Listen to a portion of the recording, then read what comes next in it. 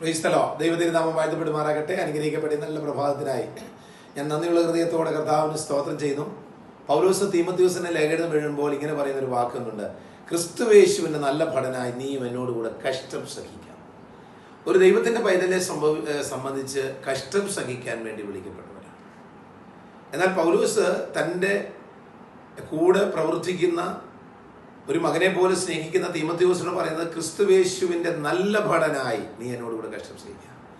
നമ്മൾ ക്രിസ്തുയേശുവിനാൽ വിളിക്കപ്പെട്ടവരാണെങ്കിൽ, യേശു ക്രിസ്തുവിന്റെ സ്നേഹം അനുഭവിക്കുന്ന ദൈവമക്കളാണെങ്കിൽ, നമുക്ക് വരുന്ന ചില കഷ്ടതകൾ അത് നമ്മൾ സഹിച്ചേ പറ്റൂ.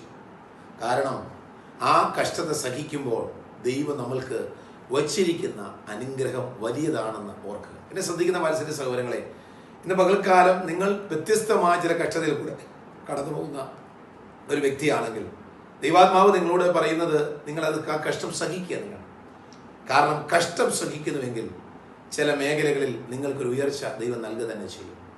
ആകയാൽ ഈ പകൽക്കാലം ചില കഷ്ടതകൾ നിങ്ങൾ സഹിച്ചുകൊണ്ട് സ്തോത്രത്തോടും പ്രാർത്ഥനയോടും ദൈവകൃപയോടും നിങ്ങൾക്കതിനെ തരണം ചെയ്ത് മുന്നോട്ട് പോകാൻ ദൈവം തൻ്റെ പരിശുദ്ധാത്മാവിനാൽ നിങ്ങളെ സഹായിക്കട്ടെ എന്ന് ഞാൻ ആശംസിക്കുകയും പ്രാർത്ഥിക്കുകയും ചെയ്യുന്നു. കഷ്ടം സഹിക്കാനായി നമ്മുടെ ഹൃദയത്തെയും മനസ്സിനെയും ശരീരത്തെയും നമുക്ക് ഒരുക്കാം.